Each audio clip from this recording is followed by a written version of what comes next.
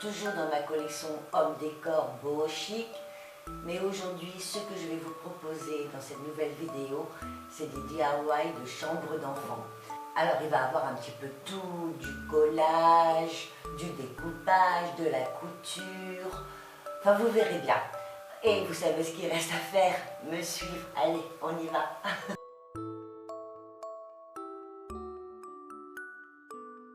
Pour ce DIY coussin et panier customisé, on aura bien sûr besoin du coussin que l'on veut décorer. Moi j'ai trouvé ce coussin nuage chez Primac, des pompons de couleur. On peut aussi les faire soi-même, du fil à coudre dans les mêmes tons que les pompons, aiguilles à coudre et ciseaux.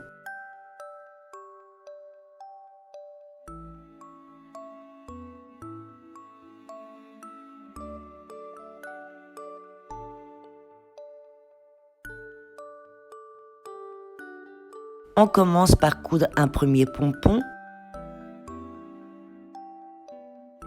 puis avec des épingles à tête, on place les pompons tout autour du coussin.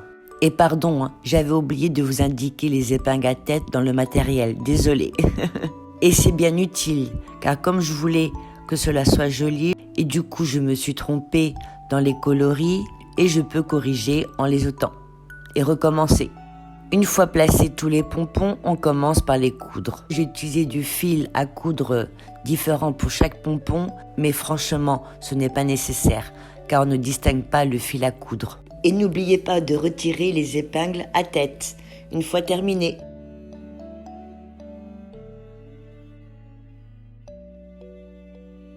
Et comme il me restait des pompons, j'ai également customisé ce petit panier en respectant les mêmes étapes.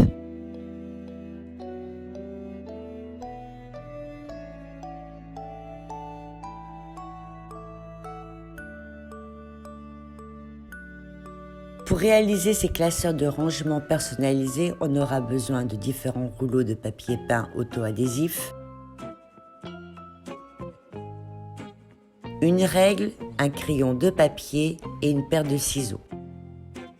Et bien sûr, les classeurs de rangement qu'on veut transformer. Allez, c'est parti! Afin de connaître la quantité nécessaire, on recouvre grosso modo le classeur avec le papier peint choisi sans retirer l'auto-adhésif. Puis on découpe et on retire le papier de protection. À deux, c'est beaucoup plus facile, sinon utilisez quelque chose qui a du poids comme moi. Ensuite, on dépose le classeur sur la partie collante du papier peint. On lui fait faire un tour complet pour le couvrir complètement. On étire bien le papier afin d'éviter les bulles d'air. Ensuite, on fait des encoches. Là, on doit plier le papier. Cela me rappelle lorsque j'étais enfant, quand on devait recouvrir les livres scolaires. C'est plus ou moins la même technique.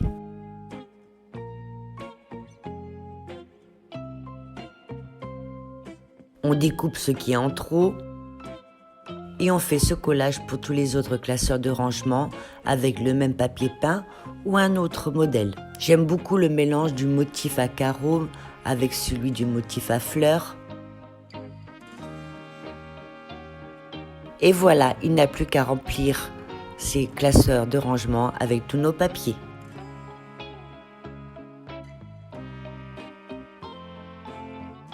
Pour ces jolis cadres très tendance, qui va être un petit DIY très facile et rapide à faire, on choisit deux cadres. Moi j'ai choisi deux cadres en bois.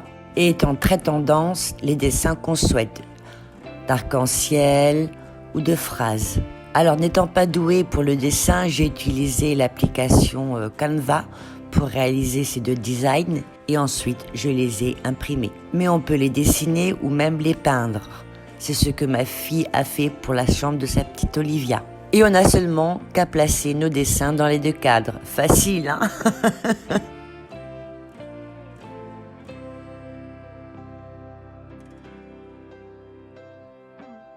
Pour ce DIY panier de jouets à suspendre, on aura besoin de paniers à anse. J'ai trouvé ces trois paniers, deux en coton tressé et le troisième un mixte jonc de mer et coton. chez Pepco, du fil de coton, une grosse aiguille, des ciseaux, du fil à coudre dans la même tonalité que le panier en paille et une aiguille à coudre. On commence par retirer toutes les étiquettes des paniers. En fait, l'idée que je vous propose, c'est de fermer une anse de chaque panier. Pour ce panier mixte paille coton, j'utilise le fil à coudre écou de l'intérieur du panier. Et voilà, et je suis bien contente car la couture ne se voit pas du tout. Pour les deux autres paniers en coton, on utilise la corde de coton et la grosse aiguille. Et on va, depuis l'intérieur également, coudre ou accrocher l'anse à la plus ou moins paroi du panier, si je peux dire. Bon finalement la grosse aiguille n'était pas nécessaire, mais j'avais peur de déformer le tissage du panier avec les doigts.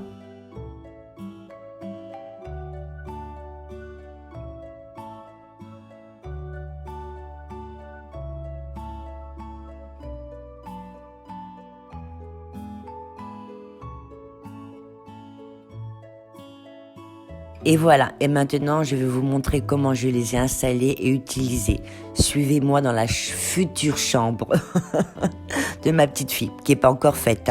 Comme vous pouvez observer, poupées, peluches, jouets par terre, ce qui traîne sur le sol. Là, j'ai déjà installé les classeurs de rangement réalisés auparavant. Et j'ai rajouté également une boîte étoilée rose pour y ranger aussi d'autres papiers ou autres bricoles. Mais bon, revenons à nos paniers. J'ai installé sur le mur déjà 3 patères en bois naturel de différentes formes, l'un en dessous de l'autre dans une ligne verticale, et au-dessus j'ai placé un trophée tête de licorne, j'adore trop. Donc voilà le premier panier en coton tressé que je remplis avec les poupées en chiffon peluche de ma petite fille. Au centre, je place le panier mixte paille et coton dans lequel je range petits jouets ou autres. Et dans le dernier panier en coton tressé, encore des peluches. Pas encore un an et déjà plein de peluches. Je suis folle. Une vraie mamie gâteau. Oh là là, il y a les racines là, je dois aller chez le coiffeur. Sur l'étagère, j'ai également placé toutes sortes de boîtes en plastique pliables et empilables. Elles sont très tendance cette année. Alors j'en ai trouvé chez Primac, GHK également, aussi chez Zinman. Je les ai choisis dans les tonalités que je vais utiliser pour faire la décoration de la chambre de ma petite fille. Et j'en dis pas plus, ça sera dans la 3e partie, transformation de la chambre. Voilà, cette première partie DIY chambre d'enfant est terminée. Alors j'ai hâte de pouvoir installer tout ça dans la chambre que je vais préparer pour ma petite fille. Mais avant ça, il faut que je termine encore quelques DIY que je vais vous proposer dans la 2e partie. Et la 3e partie sera comment je transforme chambre d'amis bureau. C'est une salle multifonctionnelle en chambre d'enfant pour ma petite fille. Elle restera quand même une chambre d'amis, bureau, mais plus centrée vers la petite fille. En attendant de voir ces vidéos, j'espère que mes idées vous ont plu, vous ont aidé pour décorer la chambre de votre enfant, surtout une petite fille, dans un style un peu beau, chic, romantique. Et vous savez ce qu'il reste à faire, c'est à vous de jouer. Petit pouce en l'air, commentaire, abonnez-vous sur ma chaîne, partagez mes vidéos. Je vous embrasse très fort et on se voit pour la 2e partie. DIY chambre d'enfant. Au revoir.